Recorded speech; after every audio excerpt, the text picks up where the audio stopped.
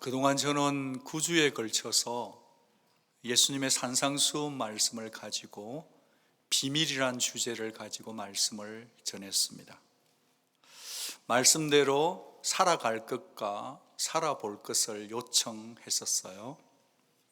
말씀을 전하기는 했는데 저 역시도 그렇게 살아가야 되고 살아보아야 되는데 그것이 온전하지를 못해서 아직까지 경건한 두려움이 여전히 제 마음에 남아 있습니다. 이렇게 이제 9주 동안 시리즈 설교가 끝났으니까 너무 시원하잖아요. 그런데 아니 주일은 왜 이렇게 찾아오는 거죠 또? 지난 9주간 말씀은 과거로 흘러갔고 또 새로운 주일 앞에 저는 설교자로서 미래를 향한 본문의 선택이라는 숙제가 남아 있었습니다. 이제 부담인데 이 부담은 자꾸 제가 켈빈에서 공부할 때를 생각나게 하는 것 같습니다. 이제 미시건 켈빈 신학교는 다른 신학교와는 달리 일반적으로 13주가 한 시메스터인데 미시건 켈빈 신학교는 8주 쿼러제로 운영이 되었습니다. 그러니까 이 영어가 제 마들텅이 아닌 저로서는 그냥 도서관에서 그냥 늦게까지 있는 거예요. 그래서 1주, 2주, 3주, 4주쯤 지나고 호흡 좀 가다듬고 프레젠테이션 한번 하고 이제 5주, 6주 파이널 페이퍼 준비하려면 그냥 도서관에서 하는데 세상에 그 다음 쿼러에 무슨 과목을 신청해서 어떻게 레지스트레이션을 마쳐야 될 것이 숨 돌릴 틈이 없었어요. 그게 얼마나 부담스러웠던지 지금 15년이 지났는데도 요즘 가끔씩 꿈에 그 장면이 떠오르면 벌떡벌떡 막 일어나는 거 있죠. 이 부담감, 저희 교회는 지역 특성상 군인 형제님들이나 유학생들이나 공부하러 오신 분들이 많이 계세요. 아마 그분들은 목사님 이해해요. 아마 그렇게 저에게 같은 마음을 좀 주실 거라 그런 생각을 합니다. 무슨 말씀을 드리고 싶으냐 하면 설교자가 그 다음 말씀을 무엇을 전할까를 놓고 씨름하는 것은 이런 세상의 페이퍼를 쓰는 것보다 훨씬 더 부담스럽고 하나님의 컨펌이 필요하다는 거예요. 그냥 말씀을 전할 수 있지만 하나님이 무슨 말씀을 전하기를 원하실까? 하나님의 사인이 필요하기 때문에 부담이 있는 것 같습니다. 이제 기도하는 거죠. 제가 최근에 이제 믿음, 소망, 사랑에 대해서 한번 시리즈로 말씀을 잘 준비해서 전하고 싶은 소원이 꿈틀꿈틀했어요. 그렇게 생각하는데 또 다르게 생각해 보니까 이제 곧 창립 15주년이잖아요. 그러니까 달려온 15년, 앞으로 달려갈 15년, 괜찮죠, 운율이? 그래서 그걸 가지고 우리 교회가 어떻게, 우리 성도가 어떻게 세상적에 참된 크리스천으로 살 수 있을까라는 주제를 가지고 말씀을 전하면 어떨까? 또 기도하는 거죠. 제가 요즘 몸 컨디션이 아주 살짝 이렇게 나쁘고 많이 회복이 됐어요. 의사 선생님이 그리 걱정 말라고 그러는데, 그래서 자꾸 잠에서 깨어나요. 1시, 3시. 그러면 엎드려 기도하는 거예요. 하나님 무슨 말씀 전해요? 그러는 거죠. 그렇게 기도하다가 제가 내린 결론은 뭐냐 하면 앞으로 우리 교회가 창립 기념일까지 남아있는 몇 주간을 우리의 가장 최고의 필요가 뭘까? 우리의 최고의 목표가 뭐가 되어야 될까를 생각하다가 하나님을 아는 것으로 결정지었습니다. 하나님을 아는 것, 그게 가장 필요하고 가장 소중한 목표다.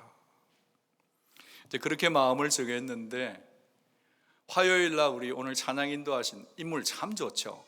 결혼했으니까 우리 여성분들은 저를 사위 삼아볼까 그러지 마시기를 바랍니다. 이 친구가 카톡이 들어왔어요. 뭐라는 게 아니고, 목사님 지금 찬양 콘티를 짜야 되는데 이번 주 설교 본문하고 주제를 알려주세요 그러는 거예요. 그래서 제가 하나님에 대해서 한번 설교해 보고 싶어 그렇게 얘기하니까 용관사님이 또 이렇게 말을 잘해요. 목사님 지난번에 비밀 시리즈 짱이었는데 하나님 시리즈에 완전 기대돼요 그러는데 저는 완전 부담되는 거 있죠. 어떡하냐 이거. 사람이 하나님을 말씀한다는 것이 얼마나 언어적인 지적인 한계를 가지고 있는 저인 줄 알기 때문에 그랬던 것 같습니다. 되게 좀 마음이 답답했어요. 책도 참 여러 권 많이 좀 읽는다고 읽었는데 쉽지가 않아요. 되게 답답해요. 그러던 터에 답답한 마음으로 화요일 날 목양실 문을 탁 열었는데, 아니 세상에 제 방에 막 쿰쿰한 냄새가, 안 좋은 냄새가 너무 많은 거예요. 그래서 진짜 숨이 막혀요. 마음도 답답한데 몸까지 이렇게 쾌쾌하니까 되게 힘이 들더라고요. 그래서 어떻게 할까 그러다가 제가 제 책상 뒤에 있는 창문을 한번 열어 제끼기로 했어요. 이제 액자를 다 무거운 걸 옮겨내고 창문을 올리는데, 우리 교회가 꽤 오래된, 이게 막 70년 된 건물인데 그래도 꽤 수준 있게 지었어요. 창문이 이중창입니다. 대단한 건물이에요. 그래서 이제 앞에 창문을 딱 들어 올리면 이 친구가 탁 들어 올라가서 제 말대로 딱 순간 멈춤을 해주는데, 그 안쪽에 있는 이중 창문을 어렵게 들어 올렸는데 손을 딱 뺐는데 탁 떨어지는 거예요. 까딱 잘못했으면. 그래서 그걸 어렵게 했는데 또 떨어져요. 어쩔 수 없이 제가 그 바람을 넣기 위해서 버팀목을 찾아서 이렇게 탁 받추었어요. 저러고 나니까 와우, 이제 바깥에서 이렇게 막 바람이 막 들어오는 거예요. 여러분, 그 바람이 확 들어오는데 제가 바람이 잘 들어서 선풍기까지 이렇게 틀었어요. 그런데 있잖아요, 바람이 어떤 바람이 들어온다니까 덥더브리한 바람이 들어오는데, 야, 앉아있는데 있잖아요, 등에 땀이 절로 나는 거예요. 와, 프레시 에어, 시원한 에어를 생각했는데 이게 웬일이에요. 그런데 제가 참았어요. 왜냐하니까 나쁜 냄새를 몰아내기 위해서는 일단 더운 바람이라도 들어와야 된다. 그래가지고 바람이 솔솔솔솔 들어와가지고 하루 종일 틀어놓으니까 되게 좋았어요. 그렇죠. 사실 안에 있는 악취나 나쁜 냄새를 이렇게 몰아내려고 하면 프레시 에어가 들어와야 되고, 그러려면 버팀목이 필요하단 말이에요. 생각하는 거예요.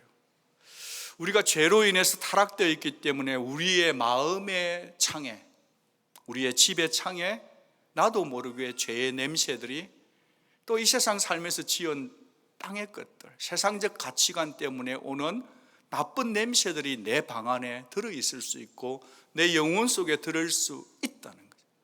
그러려고 한다면 버팀목을 받쳐야 되겠다. 그래야 프레시 에어가 들어오니까.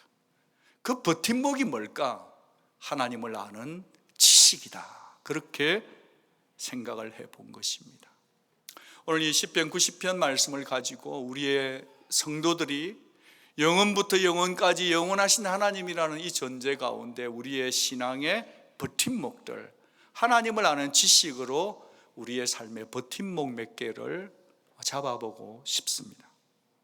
오늘 이 시편 90편은 시편 150편 가운데 유일하게 모세가 기록한 한 편의 시입니다. 여러분이 잘 아시는 대로 모세는 이스라엘의 지도자였습니다. 200만 대군을 끌고 광야로 들어갔어요. 근데 이 광야 먼지바람 속에서 말이죠, 낮에는 너무너무 더워도 샌안토니오보다 훨씬 덥고 밤에는 너무너무 추워도 엘래스카보다 더 추운 그런 곳을 200만을 끌고 갔던 이 모세의 하나님을 향한 신앙 고백을 살펴보고 싶은 거죠. 출애굽했던 1세대들은 70세나 80세가 못 넘기고 광야에서 하나 둘씩 죽어가기 시작했습니다. 그 죽어간 이유는 여러 가지죠. 죄가 있어서 그런 부분도 있고 원망불평하다가 죽어간 부분이 있었어요. 이제 그 모습을 지켜가면서 광야에 무덤을 제대로 만들 수도 없고 수많은 사람이 죽어가는 것을 보면서 모세는 독특한 단어를 시적으로 사용해요. 홍수가 쓸어가듯이 죽어갔다는 거예요.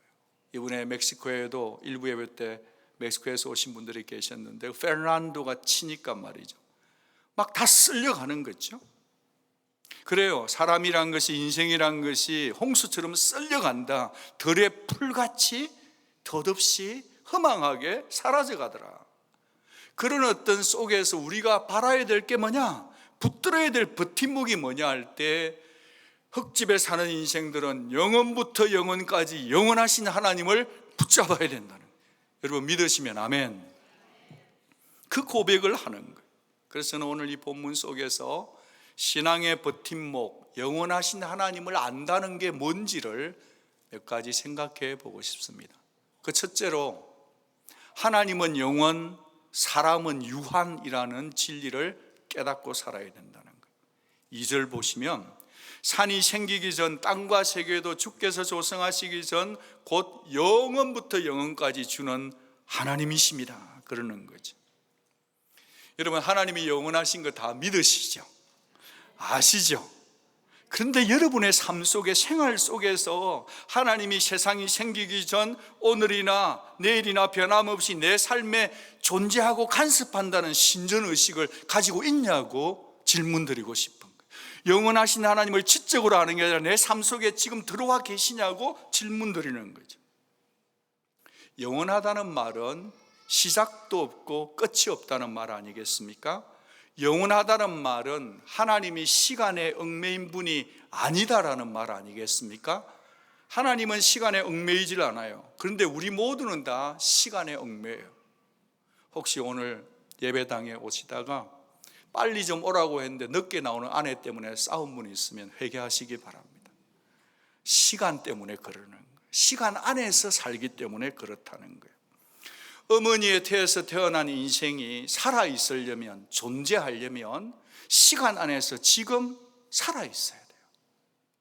추석에 두루두루 명절 부모님께 인사드렸는지 모르겠는데요, 제가 이제 작년에 어머니 돌아가시고 아버지 홀로 계셔요. 한국에 계셔요. 장남이에요. 저 혼자 여기 있어요. 늘 아버지가 마음에 쏘여요. 남자인데 혼자 밥이나 드시고 살까. 그 이제 명절이 왔는데 어떻게 하면 제 아버지를 좀 기쁘게 해드릴까, 그게 이 장남의 숙제였어요. 그러다가 문득 제게 외손녀가 한 명이 있는데 저희 아버지는 정손녀잖아요. 사람이 미래를 본다는 것은 기쁨이니까 저를 보는 것보다, 우리 큰딸을 저를 보는 것보다 큰딸의 딸인 정손녀를 보면 기쁘시겠구나. 그래서 제가 한국에 약속을 해서 동생에게 카톡으로 비디오 톡을 하고 우리 집사람이 뉴욕에다가 페이스타임으로 전화를 했습니다. 아버지 안녕하세요, 사랑합니다 하고 난 다음에 아버지 보세요 하면서 짜짠 하는 순간 우리 아버지, 한국에 계신 아버지가 뉴욕에 있는 제 외손녀, 당신에겐 정손녀를 보신 거예요. 아이고 캐리, 아윤 그러면서 막 할아버지 뭐 그렇게 하니까 막 그쪽에 막 넘어가는 게 보이는 것 같아요. 그런데 저를 이 땅에 있게 해준 제 어머니, 제가 그토록 사랑하는 어머니는 존재하시지 않는 거예요. 하늘나라 가 계시니까. 이게 뭐냐면 우리는 살아있을 때 시간 속에 존재한다는 거예요. 존재. 여러분, 하나님은 시간적으로 초월한 분이십니다. 누군가 이런 말을 했어요. 하나님께서는 시간 안에 존재하는 분이 아니다. 하나님은 시간 안에 존재하는 게 아니라 시간이 하나님 안에 존재하는 것입니다. 여러분, 이게 책 한 권인데 한 번만 더 기억할게요. 하나님이 시간 안에 존재하는 것이 아니라 시간이 하나님 안에 존재하는 것입니다. 하나님이 시간보다 크시고 영원하다는 진술인 것입니다. 스토아 학파가 이렇게 인간 존재를 세 종류로 구분을 해뒀더라고요.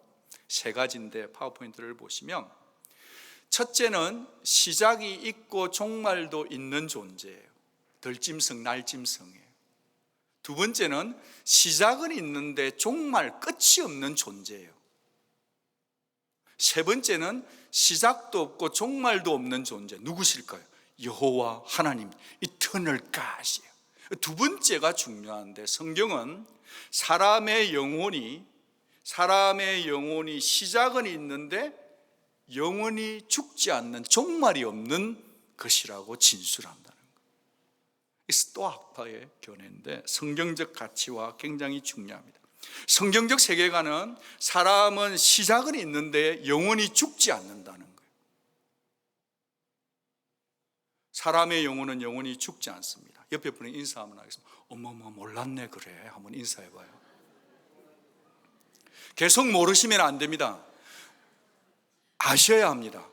사람의 영혼은 시작이 있는데 영원히 죽을 수 없는 존재. 이게 성경적 가치관이에요.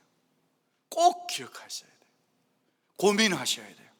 동의 안 되더라도 치열하게 생각하셔야 돼요. 여러분, 구약 성경에서 하나님은 영원하신 하나님이라 하셨습니다.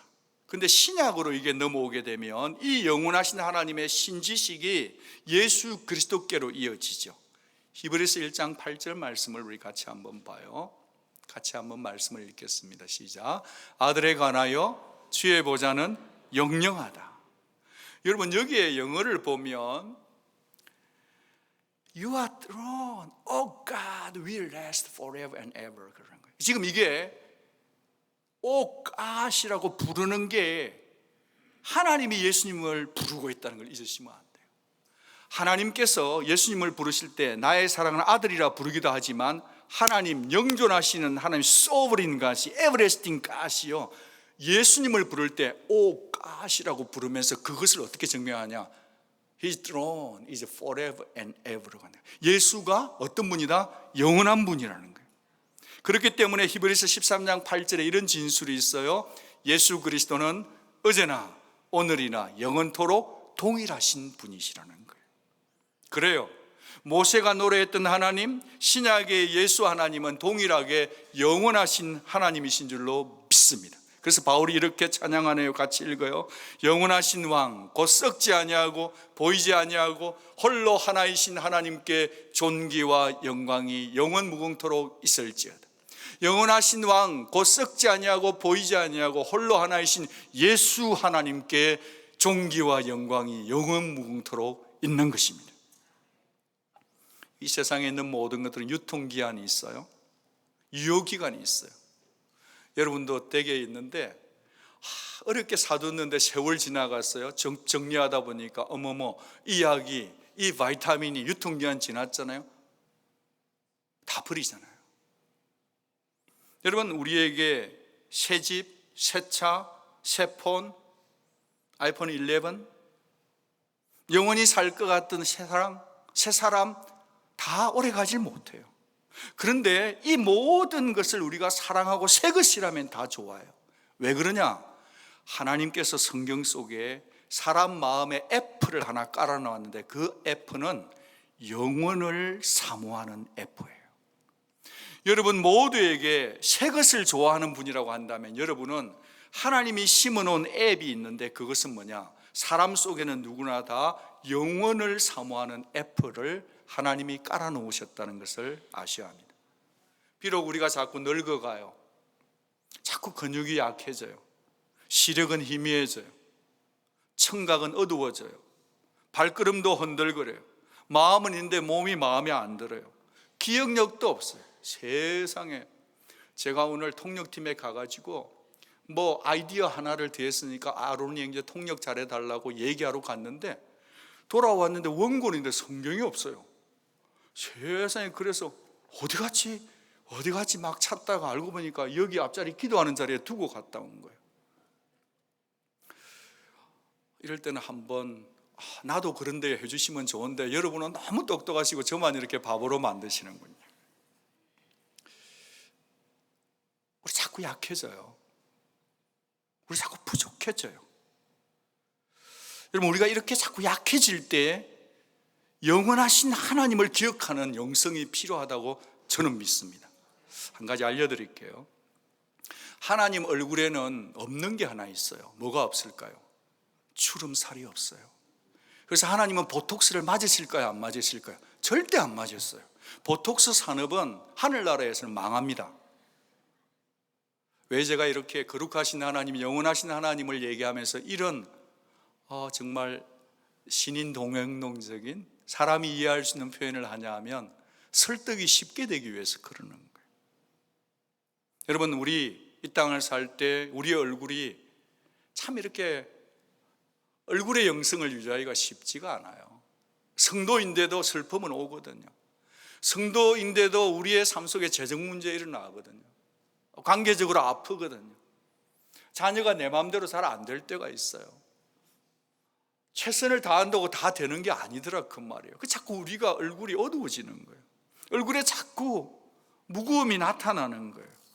여러분, 우리의 삶 속에 여러 가지 얼굴에 어려움이 나타날 수 있지만 그럼에도 불구하고 우리의 불확실한 미래 가운데서도 이 모든 어두운 시간, 주름살 잡힐 찡그릴 시간을 다 합쳐서 하나님을 합력해서 우리를 마침내 우리의 인생을 펴주시는 영원하신 하나님이 저와 여러분의 아버지인 것을 믿으시기를 바랍니다. 하나님을 믿을 때 우리 얼굴은 펴고 살 수 있는 거예요. 옆에 계신 분들 인사하겠습니다. 영원하신 하나님을 믿습니다. 인사 한번 해봐요. 옆에 분 한 번 더 해서 얼굴 참 고우시네요.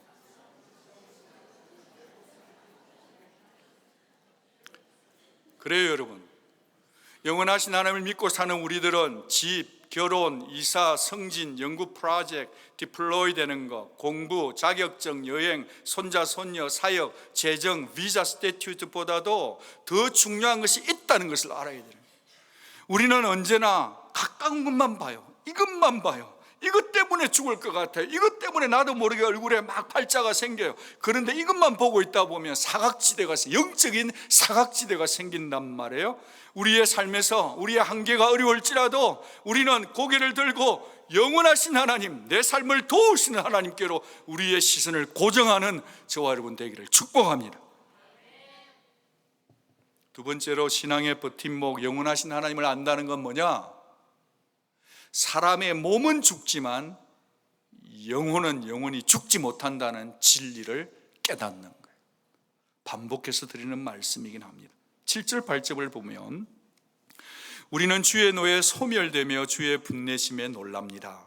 주께서 우리의 모든 죄악을 주의 앞에 놓으시고 우리의 엄밀한 죄를 주의 얼굴빛 가운데 두셨습니다. 사람은 다 죄인입니다. 하나님의 얼굴빛 앞에 놓으면 인생은 다 죄인인 거예요. 그래서 소멸되는 거예요. 인생이 왜 죽냐? 그것은 죄 때문에 죽는 거예요. 죄는 죽음을 의미하는 거예요. 죄는 단절을 의미하는 거예요. 그래서 하나님께서 사람을 일컬어서 돌아가라 흙으로 그러시는 거죠. 근데 여기서 우리가 정신을 차리고 알아야 될 게 있어요. 죽음에는 두 가지 죽음이 있어요. 작은 죽음과 큰 죽음이 있고 짧은 죽음과 영원한 죽음이 있다는 거예요. 첫째 죽음과 둘째 죽음이 있다. 다 같은 얘기인데요. 우리의 몸이 죽는 것, 한 번 죽는 거예요. 작은 죽음이에요. 우리의 영혼은요, 영원히 죽지 못한다는 거예요. 여러분, 죽음이라고 하는 것은 영원한 고통 속에 있는 것, 살아있음에도 죽지 못하는 것, 그게 죽음보다 더한 죽음이고 고통보다 더한 고통, 이것을 알아야 된다는 거예요. 우리가 죽으면 끝이 아니라 영원으로 이어진다는 것을 깨닫고 살아야 된다는 거예요.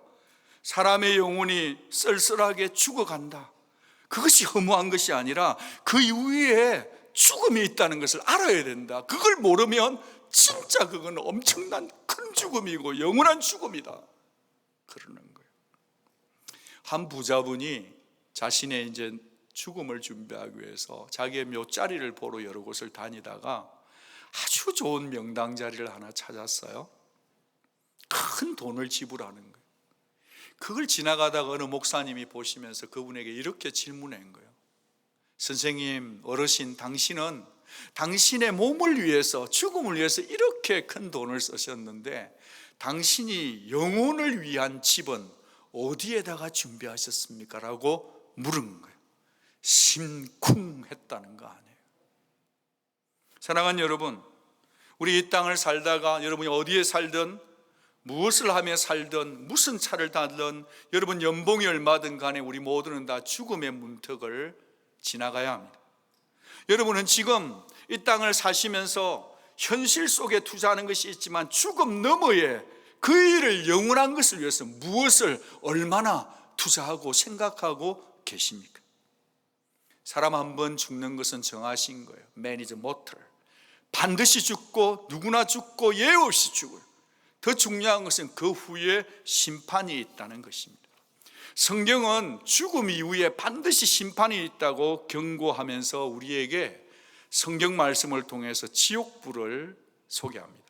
지옥의 불은 불과 유황이에요. 유황은 1300도 이상에서 탑니다. 지옥은 어떤 곳인가?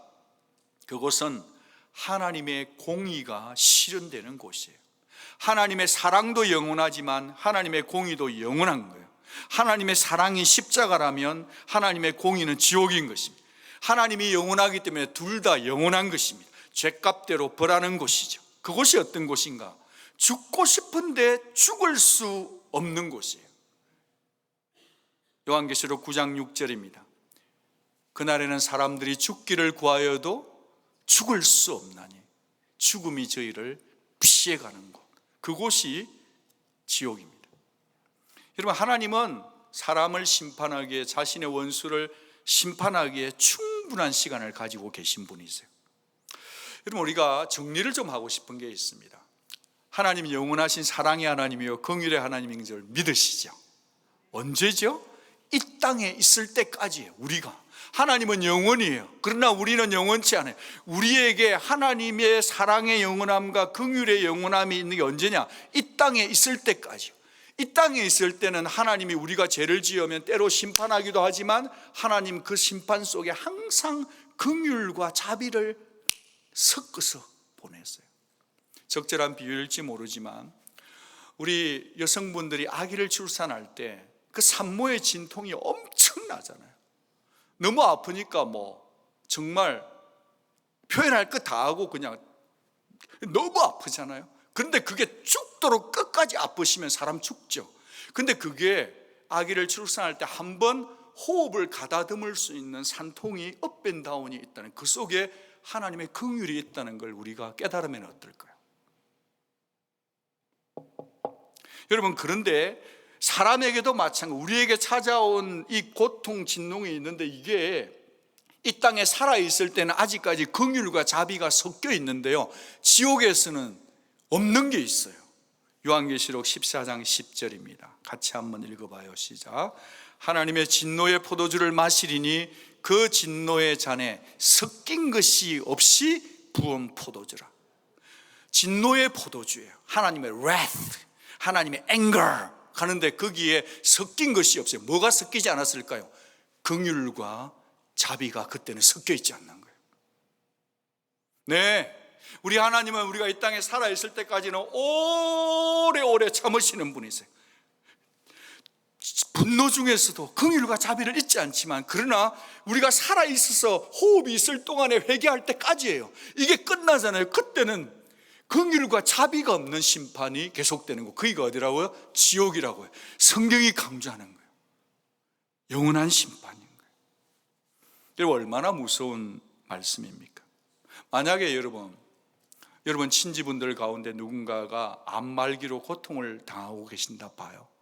근데 그 병원에서 팔러시를 정해가지고 지금부터는 우리 병원은 아무리 환자가 아프더라도 진통제를 사용하지 않겠습니다 라고 팔러시를 씌운다고 한다면 여러분의 친지와 그들이 당할 고통이 얼마나 무시무시하겠습니까?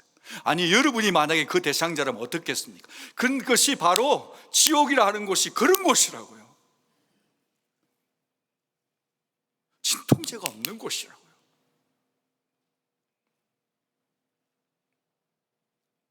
사랑하는 여러분 영원하신 하나님을 믿으십니까? 그러면 여러분 영원한 심판도 믿으시는 줄로 믿습니다. 하나님의 영원한 사랑과 영원한 긍휼을 믿고 하나님의 영원한 심판을 믿는다고 하면 여러분 삶 속에는 이 특성 하나가 나타나야 돼요. 뭐냐? 전도해야 돼요. 여러분, 저희 교회 이제 토요일 날 전도하러 가는 날이잖아요. 토요일은 전도하고 신방하고 다락방 사역하는 날인데, 여러분, 영원하신 하나님을 믿는 사람은 전도하게 되어 있어요. 영원하신 하나님을 믿는 사람은 언젠가 그날이 되면 내 사랑하는 가족, 내 친지들이 예수님을 믿지 않고 죽으면 거기서 영원히 고통받는 줄 알기 때문에 그 영원의 미래에 일어날 일을 오늘에 일어날 것처럼 받아들이고 오늘 내 삶 속에서 내 아이베스트들에게 전도하는 삶을 산다는 거예요. 영원하신 하나님을 믿는 자는 전도하는 영이 살아있고 사람을 보면 긍휼이 없고 기도가 쏟아지는 자, 그 자가 영원하신 하나님을 제대로 믿는 자라는 거예요. 전도하지 않고 믿고 있다고 하면 우리는 영원하신 하나님을 반만 믿고 있는 거예요. 어제 이렇게 비디오 영상이 카톡으로 하나 들어왔어요. 어떤 영상이었냐면 어느 다락방에서 전도를 나간 영상이었습니다. 그게 보니까 누군가 기타를 치고 있어요. 애기들까지 데리고 와서 전도하고 있어요. 또 어느 분들은 전도를 나눠주고 있고, 또 다른 여자분들은 이렇게 노래를 부르고 있어요. 그 중에 한 사람 보니까 어느 분이 바이올린 하고 있어요. 와, 전도하는데 상당히 수준이 있더라고요. 바이올린까지. 근데 가만히 보니까 지난번에 우리 여기서 미션 콘서트 했던 그 천다솜 자매가 그 일을 하고 있더라고요. 여러분, 우리 가족끼리 얘기인데 그 다솜 자매는 이 바이올린 켤 때 제법 사람 많이 모여야 하고 꽤 수준 있어야 합니다. 그리고 그 바이올린이 우리끼리 얘기인데 수천만 원짜리입니다. 근데 거기 전도하는데 그 뜨거운데 거기서 바이올린을 켜고 있더라고요. 제가 너무 감동받았어요. 저는 지금 바이올린이 비싸다, 바이올린은 뭐 한다, 그 얘기를 하는 게 아니라 우리의 삶 속에서, 내 삶 속에서 내가 예수의 정인으로 예수를 믿고 영원하신 하나님을 믿는다는 것은 우리의 삶 속에서 내 삶의 모든 기회를 동원해서 우리의 삶 속에서 예수가 그리스도고 예수 믿어야 지옥 가지 않는다고 전해야 될 그 부르심 속에 부름받고 예외 없이 우리 모두가 다 전해야 된다는 것을 말씀드리는 거예요. 아멘. 아멘. 왜냐하면 하나님이 천년이 하루같이, 하루를 천년같이 기다려주고 계시는 거거든요. 오직 주께서는 너희를 대하여 오래 참으사 너희가 다 멸망치 않고 다 회개하기에 이르기를 원하신다는 하나님의 긍휼의 시간이 끝나가고 있기 때문이에요. 여러분이 예수님을 믿고 계신다면 꼭 전도하는 삶을 즐기는 저와 여러분 될 수 있기를 부탁합니다. 여러분 가족에게 꼭 예수를 전하시기를 부탁해요. 제가 얼마 전에 금요 예배 때도 말씀을 드렸는데 그분이 서울대학 교수인지는 잘 모르겠습니다. 지금 기억이 안 나는데 책을 한 권 썼는데 죽음은 아침에 생각하는 것이 좋다라는 책이 있어요. 되게 일반적으로 죽음은 석양, 해가 떨어지고 돌아갈 것 같은 어둠 속에서 묵상하는 게 좋다고 생각했는데 이분은 죽음을 아침에 생각하는 게 좋대요. 그래서 제가 생각했어요. 참 신선하다. 저는 더 중요한 게 거기에 있는 책 컨텐츠를 보니까 그분이 말하는 논지는 죽음에 대해서 생각하는 게 중요해요. 아침과 저녁 시간보다 중요한 것은 뭐다? 죽음에 대해서 뭐 하는 거다? 생각하는 것이 더 중요하다고 얘기하더라고요. 제가 막 박수를 쳤어요. 와, 글 잘 쓰셨다 이분. 그렇지, 죽음에 대해 생각하는 것은 시간 정해놓고 하는 것이 아니라 그것이 아침이든 점심이든 저녁이든 우리는 죽는다는 것을 생각하는 자가 시간을 아끼며 살 수 있다고 저는 믿는 것이에요.